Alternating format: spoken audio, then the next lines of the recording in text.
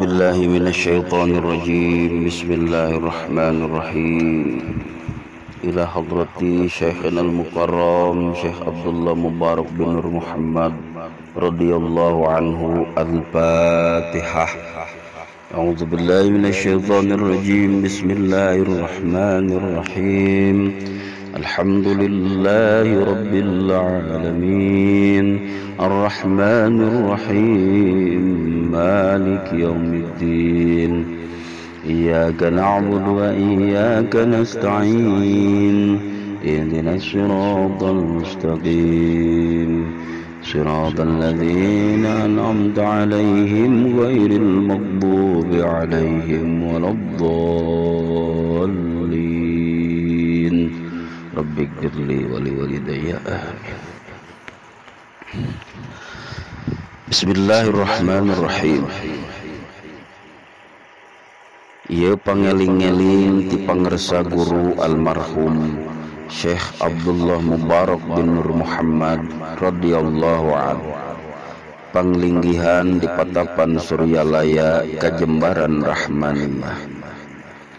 Dauhanana khusus kangge kasadaya murid-murid pameget istri sepuh anom muga-muga sing ginanjar kawilujengan masing-masing rahayu sapapanjangna ulah aya kabengkahan jeung sadayana oge anu jadi papayung nagara sinatambi kamulyaanana kaagunganana tiasa nang tayungan kasadaya abdi-abdina ngauban kasadaya rahayatna dipaparin karaharjaan kajembaran kanikmatan ku Gusti Nu Maha Suci dohir batin jeung nasim kuring nu jadi pananyaan Thariqah Qadiriyah Naqsyabandiyah ngahaturkeun kagegelan wasiat kasadaya murid-murid poma sing hade-hade dina sagala laku lampah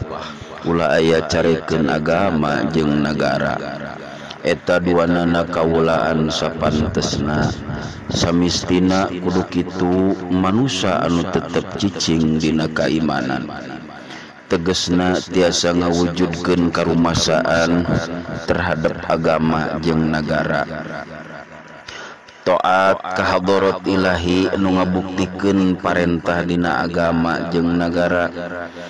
Ingat sakabeh murid-murid ulah kabaud ku pangwujuk nafsu kagendam ku panggoda setan sina awas kana jalan anu matak mingparkeun kana parentah agama jeung nagara sina telik kana diri bisi katari ku iblis anu nyelipkeun dina batin urang sarereha anggur mah buktikeun kahadean sina medal tina kasucian kahiji kasaluhureun ulah nanduk boh saluhureun harkatna atawa darajatna boh dina kabogana estu kudu loyu akur jeung batur-batur.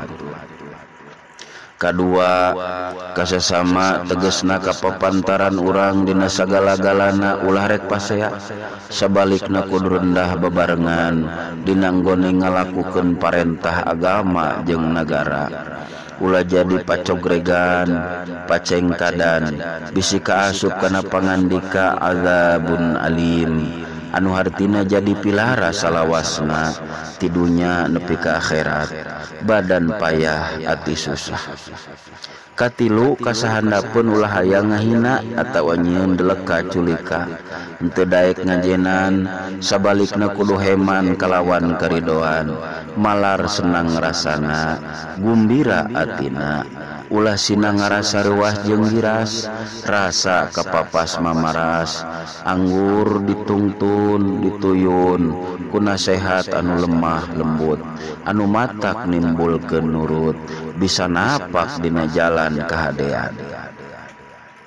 Kaopat kanu fakir jeung nu miskin kudu welas asih someah tur budi bersih sarta daek mere maweh nganyatakeun hate urang sare geura rasakeun awak urang sorangan kacidang ngerikna ati ari dina kakurangan anu matak ulah rek kajongjonan ngeunah dewek teu lian da fakir miskin teh lain kahayangna sorangan estu kadaring pangeran.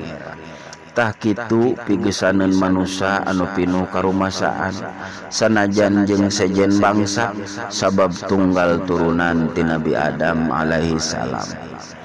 Numutkeun ayat 70 surat Isra anu pisundaeunana kieu kacida ngamulyakeunana kami katurunan Adam jeung kami nyebarkeun sakabeh daratan oge lautan jeung ngarijkian kami ka maranehanana nu aya di darat jeung lautan jeung kami ngutamakeun ka maranehanana malah leuwih utama ti makhluk anu sejenna.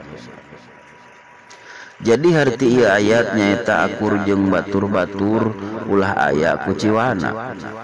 Nurutkeun ayat tina surat Al-Maidah anu sundana kudu silih tulungan jeung batur dina nggoning kahadean jeung katakwaan terhadap agama jeung nagara. Soson-soson ngalampahkeunana sabalikna ulah silih tulungan kana jalan perdosaan jeung permusuhan terhadap parentah agama jeung nagara. Ari sabage agama saagamana nurutkeun surat Al-Kafirun ayat 6 agama anjeun keur anjeun agama kuring keur kuring. Surahna ulah jadi papaseaan kudu akur jeung batur-batur tapi ulah campur baur. Geuning dawuhan sepuh baheula sinalogor dina liang jarum ulah sereg di buana. Lamun urang henteu kitu tangtu hanjakal dina akhirna. Karena nu matak tu genah terhadap badan orang masing-masing eta teh tapak amal perbuatanana. Dina surat An-Nahl ayat 112 diunggelkeun anu kieu. Gusti Allah geus maparin contoh pirang-pirang tempat boh kampungna atawa desana atawa nagarana anu dina eta tempat nuju aman sentosa gemah ripah loh jinawi kari-kari pendudukna anu nyicinganana teu narima kana nikmat ti pangeran maka tuluy bae dina eta tempat kalaparan loba kasusah loba karisi jeung sajabana kitu teh samata-mata pagawean maranehanana. Kulantaran kitu sakabeh murid-murid kudu arapik tilik jeung pamilih dina nyiar jalan kahadean lahir batin dunya akhirat sangkan ngeunah nyawa betah jasad ulah jadi kabengkahan anu disupri cager bager. Henteu aya lian pagawean urang sarerea torikoh qadiriyah naqsyabandiyah amalkeun kalawan nya-nya keur ngahontal sagala kahadean dohir batin keur nyingkahan sagala kagorengan dohir batin anu ngeunaan ka jasad utamana nyawa anu dirungrung ku pangwujuk nafsu digoda ku dayana setan. Ieu wasiat kudu dilaksanakeun ku sadaya murid-murid supaya jadi kasalametan dunya rawu akhirat. Patapan Suryalaya 13 Februari tahun 1856. Ieu wasiat kahatur ka sadaya ahli-ahli ditawis ku pangersa guru Syekh Ahmad Shahibul Wafa Tajul Arifin radhiyallahu an. Al-Fatihah. أعوذ بالله من الشيطان الرجيم بسم الله الرحمن الرحيم الحمد لله رب العالمين الرحمن الرحيم مالك يوم إياك نعبد وإياك نستعين اهدنا الصراط المستقيم صراط الذين أنعمت عليهم غير المغضوب عليهم ولا الضالين